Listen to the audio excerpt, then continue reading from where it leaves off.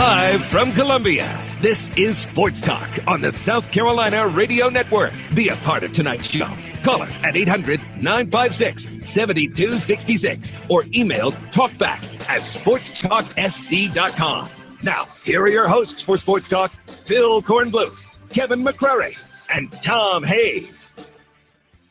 We can't get held hostage by our state recruiting. We've got to do a great job in Charlotte and the eastern seaboard of North Carolina, Georgia, and Florida. There's enough players in a 5-hour radius for us to win the SEC East. I do know that.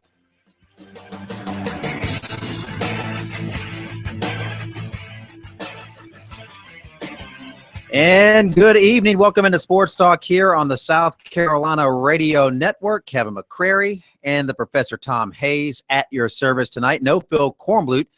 He is on vacation, enjoying, well, do we say a much-deserved vacation? Okay, we'll say a much-deserved. He's a vacation from his vacation. Vacation for Corn. Yeah, his whole life, some would argue, is a vacation, but he is on official vacation. But Sports Talk never takes a vacation as we wind down the dog days of summer. We are pushing through and really just a little bit more until at least practices start. And even those things get monotonous after a while, but there will be some thudding going on. The pads will be put on and all that good stuff. There's a lot of talking. There is a lot of talking going on. Last week, it was the SEC Media Days. Today, the ESPN car wash in Bristol with the SEC coaches began, and Will Muschamp was one of the first to go through today. Kirby Smart also among the group that went through. Everybody seems to be talking about Kirby Smart. South Carolina, when Steve Spurrier used to go through this car wash, it was big news. Everybody wanted a piece of Steve Spurrier because you never knew what he was going to say. Talking season, really, you could rename it the Steve Spurrier season. He was a king of talking season. He loved to talk. He would usually, this is a time when he would send his one-liners, his little zingers through. That's not happening with Will Muschamp. He's not giving you much other than the standard talking points. He's taken the convention approach, if you will. He could be running for office right now. He's taken the politically correct approach to a season, although he is still saying and sticking to this that the expectation is to win now. We'll hear from Will Muschamp later in the program. A lot to get into, a lot to talk about. It was a busy weekend, great golf over the weekend. The Braves ended up getting a win, the race and NASCAR, plenty of things to discuss. Pro, hope you are doing well. Oh, I'm doing quite well, thank you. Yeah, the British Open, you sort of had your feeling, and I know there's a lot of detractors out there of him, but you thought that lefty was going to steal one. He kept it going on Friday, went into Saturday. But then Stinson just turned it on. Stinson, I should say. Mm-hmm. He was just lights out. I have never seen that low of scores, I guess, in the last few Opens, British Opens.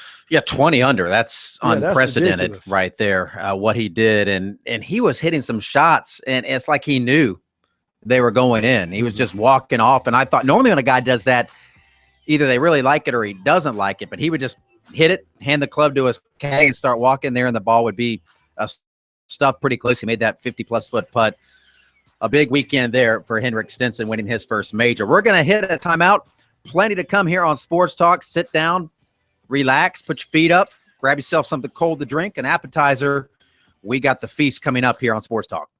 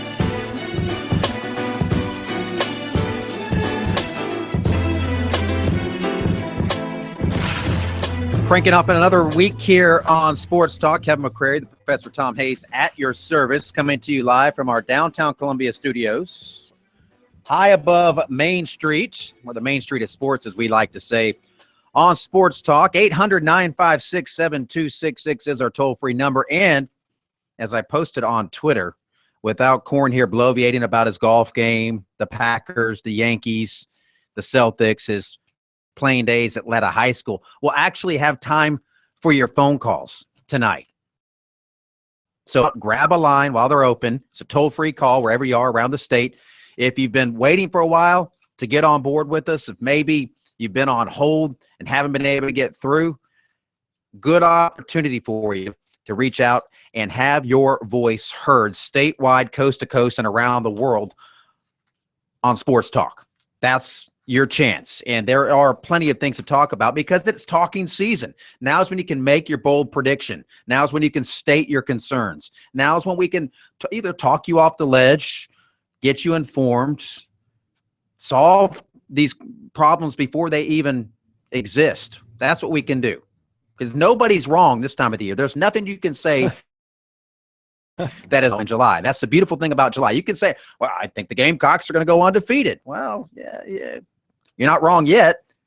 You're going to be, but at least right now, you're not wrong in mid-July. That's the beauty of talking season. You can say about anything. You can say, Perry Orth's going to play so well this year. You can say Deshaun Watson's going to throw 40 interceptions. Those are hot takes, Pro, that can't be proven wrong at this point. 41. 41. Jared says 41. No, I think it's going to be interesting how this season unfolds because, Ellis Johnson said something that was very interesting last year. And I sort of agree with him because he said that the difference between South Carolina when they were winning 11 games and the South Carolina team we saw last year, they didn't have any difference makers. Mm-hmm. Because, outside of taking maybe a Jadeveon Clowney and a Connor Shaw off that team, the talent level to me wasn't that much different, to tell you the truth. But this is what happens. You get a Deshaun Watson on your team. Not only does he make his receivers look good, he makes his line look good. He makes his running backs look good. He makes the defense look good because they always come on the field and they got a 14-point lead. So a few of those difference makers means a lot. Well, especially if it's at the quarterback position. Exactly.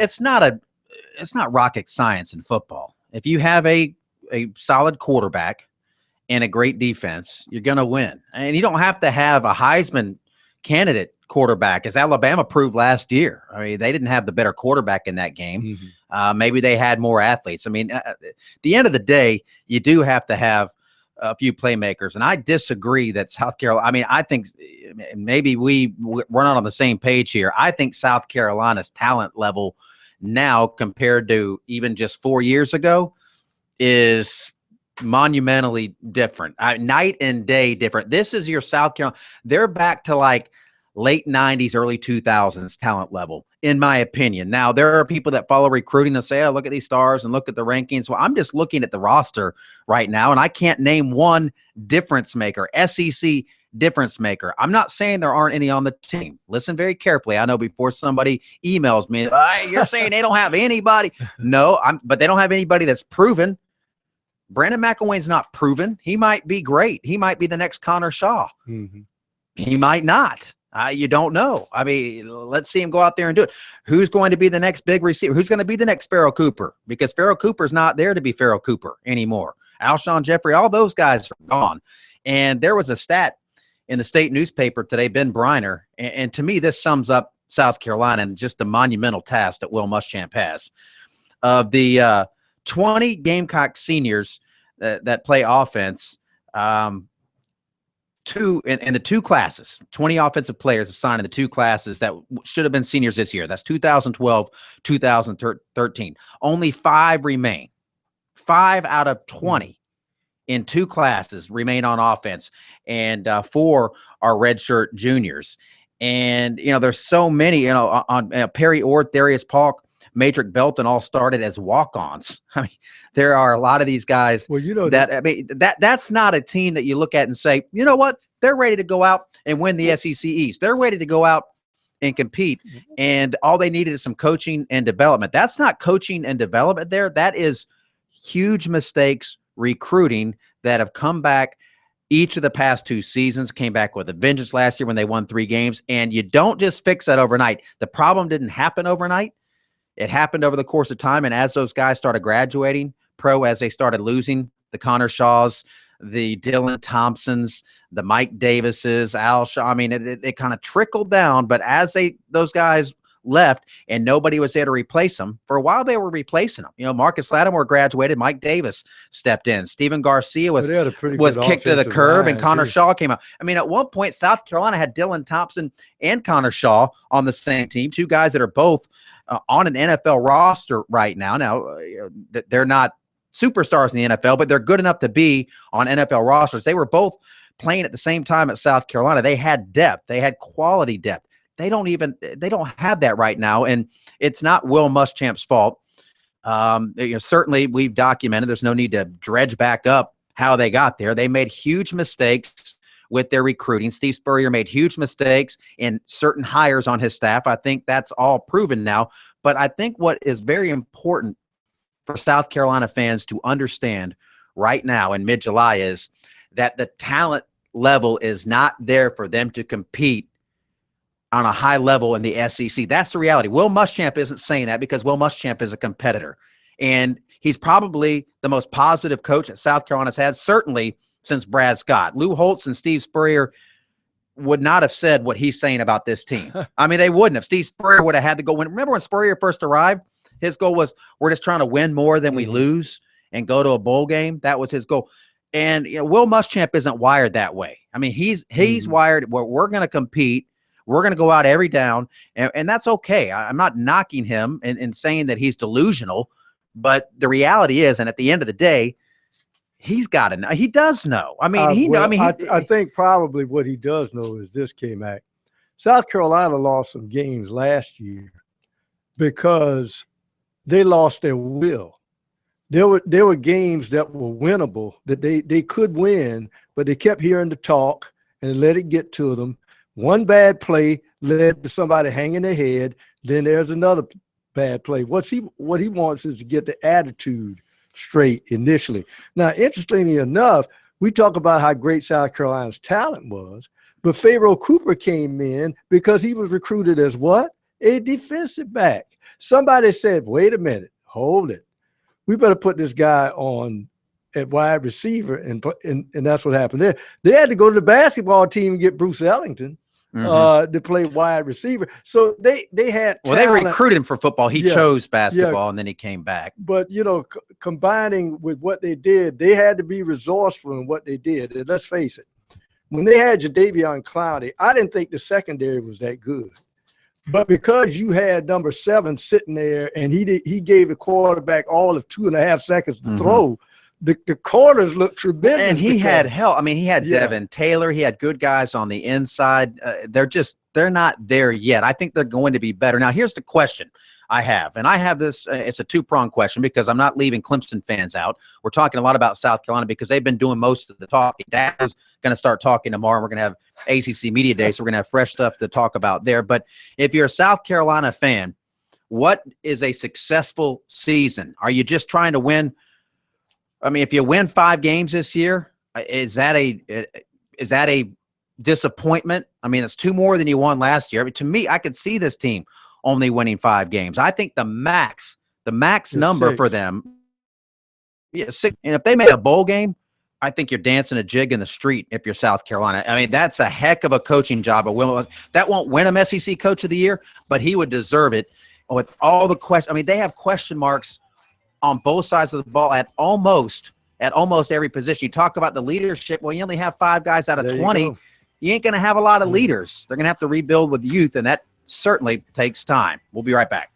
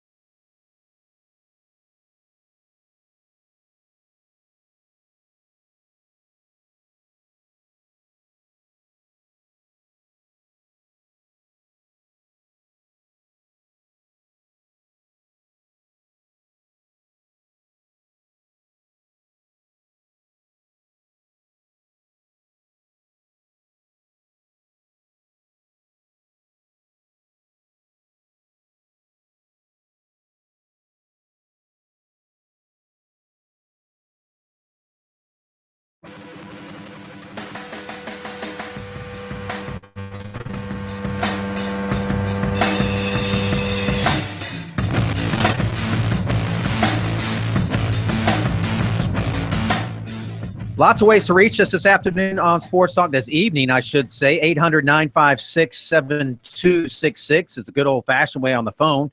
If you're a little shy, maybe you prefer the written word to the spoken word, you can drop us an email, talkback@sportstalksc.com. We have some emails we'll get to.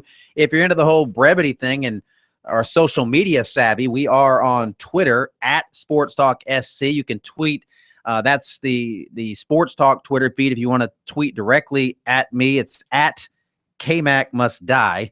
That's where you can find me on Twitter. So there's lots of ways to reach us here on Sports Talk. We have a busy show coming up. You're going to hear from Will Muschamp, a portion of what he had to say in Bristol. New stuff from Will Muschamp. Kornblut is on vacation. Recruiting never takes a vacation. We have a recruiting report coming up for you later this hour. Mentioned your phone calls. Have some news notes to pass along. Lots and lots to get into.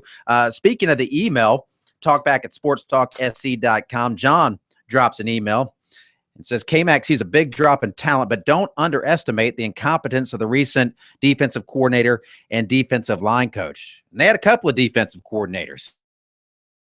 Oak, who's now back with the NFL, the Tampa Bay Buccaneers, and they had Lorenzo Ward, Whammy. And let's face it, now, Whammy, his first year as defensive coordinator, things went okay. I mean, they had a top 20 defense. Now, granted, they had the #1 overall pick in the NFL draft. They rolled up the 7. But there were cracks. You could see cracks. You know, the Kentucky game, the UCF game. There were moments where you saw, I mean, they lost the Georgia game. They gave up some big plays. You saw the cracks there. But it really came down to mistakes in recruiting. They went from a big physical defensive line to a team that looked like midgets. I mean, they did not look like an SEC defensive line. They didn't have a lot of speed. And certainly, not only were they bad defensively, they just were it's how they were bad. They weren't good at stopping the run. They weren't good in the secondary. They weren't good at much of anything. So the coaches are responsible for that. They're the ones that are out recruiting. So you want to talk about the incompetence of certain coaches, certainly. But Steve Spurrier made mistakes in who he hired and who he let do what. And we all know that Steve Spurrier Jr. as recruiting coordinator was a colossal mistake. And anybody that had followed Steve Spurrier Jr. could have seen that coming, considering when he got the job, one of the first things he said is he doesn't like getting on the phone and calling guys. I mean, in this day and age and the game that you have to play, that's not a good sign. So they made a ton of mistakes recruiting. I mean, if you're looking on an upside, though, Will Muschamp has young guys that he can coach up. He's not going to contest with other people, other styles of play. He's got this, untalented as they may be, he's got young guys that are going to learn his system for the first time. Yeah, I mean, anytime you have a new coach, you do get that uptick, but I don't care who you are. You can bring Bill Belichick in, and if he doesn't have the players, they're going to struggle. I do think they're going to be better defensively. Will Muschamp says he's a great developer of talent, and you look at all the guys that he had drafted. People say he was a train wreck at Florida. He had a ton of guys drafted down there. They were not short on talent. They had some offensive problems. Quarterback.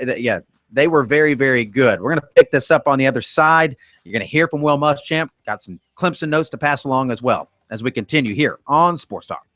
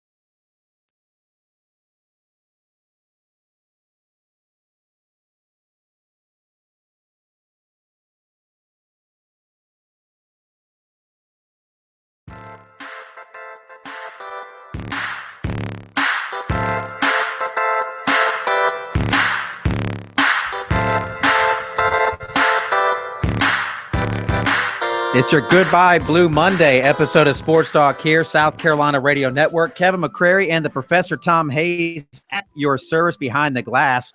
Jared Rogers Martin. And by the way, we need to go ahead and take care of this piece of business now because Kornblut is, I will say, Kornblut has given them decent nicknames over the years. The Pastor Payne for Corey Miller, very good. We'll give him an A rating on that. The Professor, very good. The Captain for Kerry Rich, very good. But his nickname, well, first of all, for Carson Mason, I'm not a big fan of Carson Nova, but okay, we're not going to mess with Carson. But Jared, what was Jared? It was Jarmart? Jarmart. That's harder. First of all, I don't think I can say that, Jarmart. It sounds like a Star Wars character. A little like Jar Jar Binks. God, please, as a Star Wars fan, any and all comparisons must stop. We're just going to call him, because when I see his Twitter feed, and by the way, if you're not following Jared, do so. Find him on Twitter at J Rogers. Am I giving him somebody else's Twitter feed? That's probably like Jimmy Rogers. At J Rogers, right? Jared Rog. R-O-G. That's right, because when I see it, it looks like J-Dog to me. So that's what I'm going to call you. I think J-Dog is a much better name. We've got J-Dog behind the glass. Fitting, as I went to the University of Georgia for my undergrad. I'm an alma mater. Yes, Jared is a Bulldog. So we do have a Georgia Bulldog amongst us now in our Sports Talk studios, on our Sports Talk team, our South Carolina Radio Network team. So yeah, that barking you hear is just J-Dog back behind the glass. But we are happy to have Jared. This is his first full week with us. He's a part of the Sports Talk family. He's not going away, we hope, anytime soon. We hope none of us are going away anytime soon. But we don't take anything for granted here. We play every game like it's our last and every show like it's our last. You're only as good as your show. But we're going to start calling J-Dog instead of whatever the heck Corn called you. Jarmart. Yeah, no. That's too hard. He has a way of coming up with nicknames that are longer than the actual name. Like Carson turns into Carson Nova. That's harder to say. Like Jared Rogers Martin, we've got to cut that down. I mean, I don't know why he had to keep his maiden name when he got married. I think that's a little weird. I kid. He's not married pro. J-Dog's on the market, ladies. He's still out there. He's still out there. Yeah. So we welcome J-Dog again officially to the team. And now, Corn's on vacation. He's not here to usurp this, or at least try to. But this is going to pass. I mean, we're kind of in convention season. The GOB convention's going on this week. I think the DNC's next week. So it passes. The yays have it. The nays don't hear any. It's passed. J-Dog. Special session that can't get vetoed. Yes, you can't stop this. It's a rigged system. It is a rigged system. That's what we have here on Sports Talk. Okay, let's hear a little bit from Will Muschamp. Now, what they do for these ESPN car washes, if you're not familiar, if you're not initiated, they bring coaches from all over.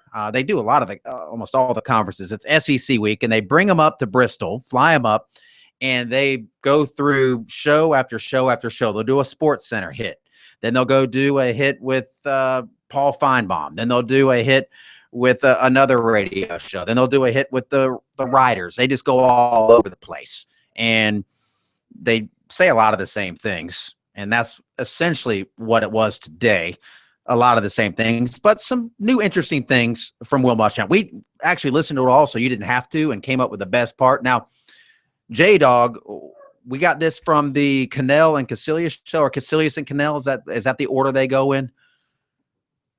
We got Rosillo and Cannell. Okay, Rosillo and Cannell. Yeah, the former Florida State quarterback and one of the best SEC troll, the best SEC troll in America, for better or for worse. But let's listen in a little bit, courtesy of ESPN, who was kind enough to shoot this our way. Let's hear what some of Coach Boom had to say in a portion of the ESPN car wash today.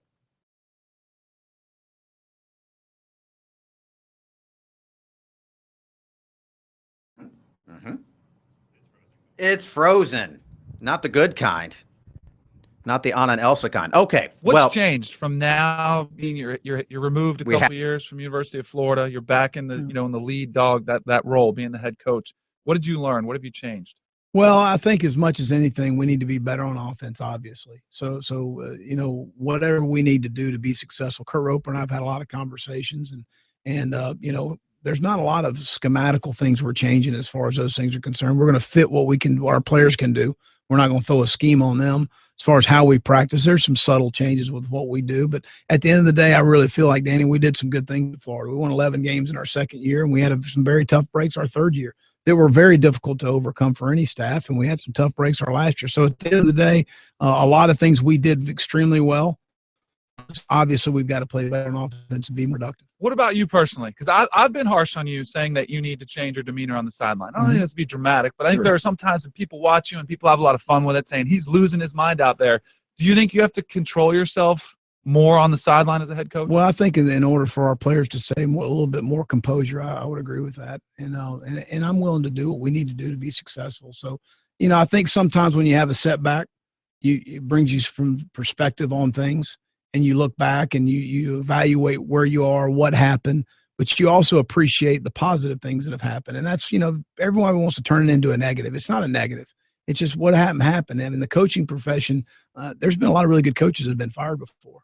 So at the end of the day, just have some perspective of what happened, why it happened, and what you can do to improve. South Carolina head coach Will Muschamp in studio, because when you get to Florida, I can't believe we got Muschamp. Like, we never saw this coming. And you know how this works, because it didn't go the way it was supposed to go, and I'm sure you're even tired of talking about this.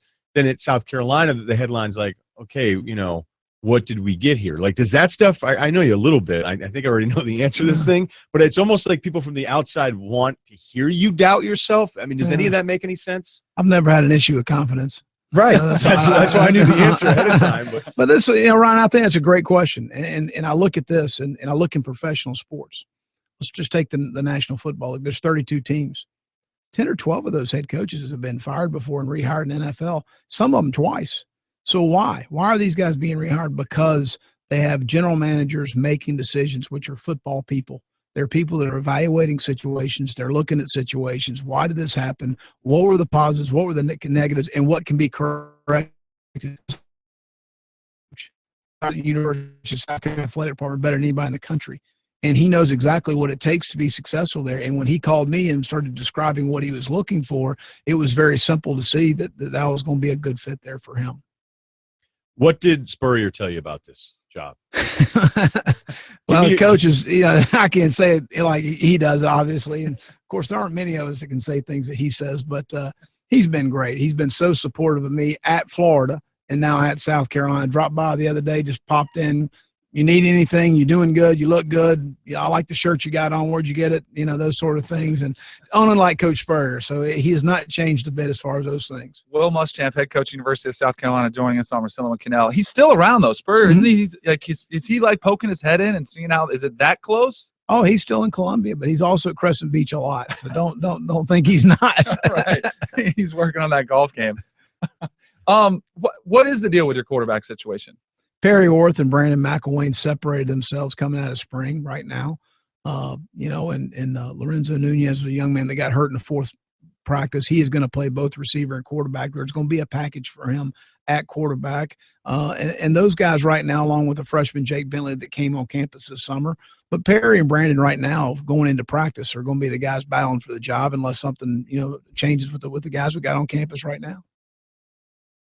There he is, Will Muschamp, courtesy of ESPN, part of the ESPN Car Wash, and that will continue throughout the rest of the week. The SEC, they go straight from their media days, which takes 4 solid days in Hoover, and then they get the ESPN Car Wash. So it's essentially 2 weeks where they're selling their product and pushing their brand and everything that they have going on.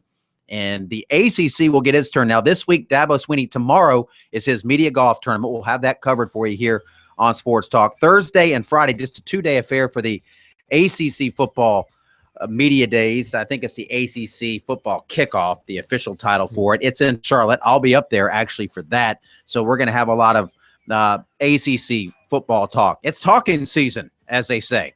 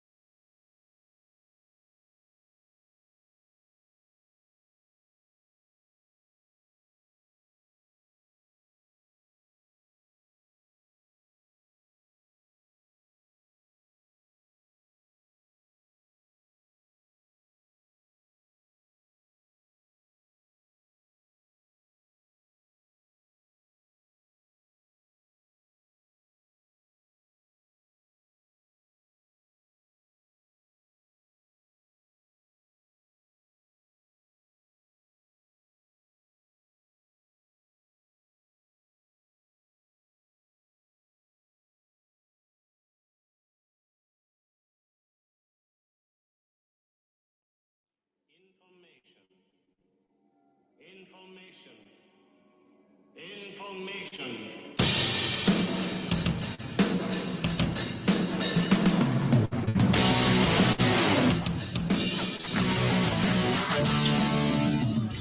you didn't get enough Will Muschamp, we've got another portion of his comments from ESPN Radio with Ivan Mizell.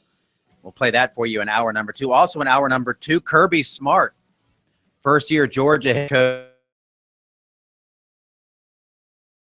To me, or Will Muschamp 1.0, those two guys have very similar coaching resumes. The only difference is Will Muschamp has been a head coach before. Kirby Smart is experiencing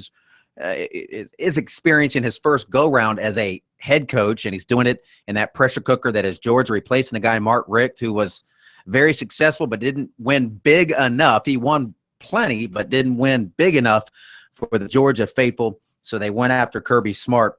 So a lot of eyes on Kirby Smart and how he's running his program, and certainly we see the Nick Saban approach in terms of how he runs his program. I think it's very similar to how Nick Saban runs his, and he raised some eyebrows with changing the freedom of information laws, pushing for that to happen so Georgia didn't have to release information on arrest in a timely fashion was, to me, a little goofy. He made some headlines with not allowing certain guys to transfer, and he was asked about that, and I saw his responses. My number one priority, University of Georgia, and we're going to do what other schools do. And my thing is, what about protecting the student athletes, buddy?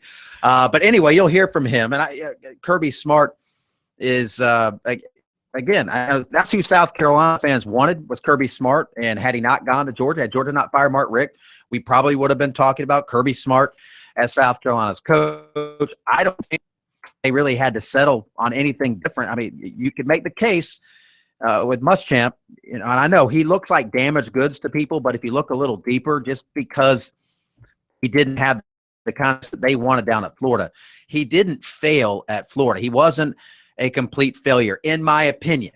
Now, all programs go through ebbs and flows, and there's no reason to think that had they left him alone for another year, 2 years, 3 years, that they wouldn't have figured the offensive thing out, because the defense was always going to be fine. I know they lost to Georgia. Georgia Southern, and they had all these major issues. But this whole notion that he was an abject failure at Florida, I don't buy into. We got to remember, at the age of 36 years old, he was, I would think in my mind, if my memory serves, he was the first so-called coach in waiting at Texas, right? The contract under Mack Brown. If anybody knows about recruiting and struggling and building a program, as Mack Brown. Mack Brown had 2 tremendous recruiting years at North Carolina. In the consecutive years that North Carolina went 1-10.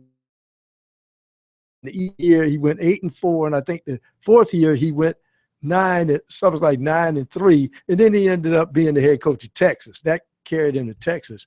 The interesting thing, I think a lot of people really, as far as Gamecock fans are concerned, sort of got on the bandwagon when initially they saw what kind of staff Muschamp was able to put together in almost a record time. He was getting guys to leave Georgia to come to South Carolina and Auburn.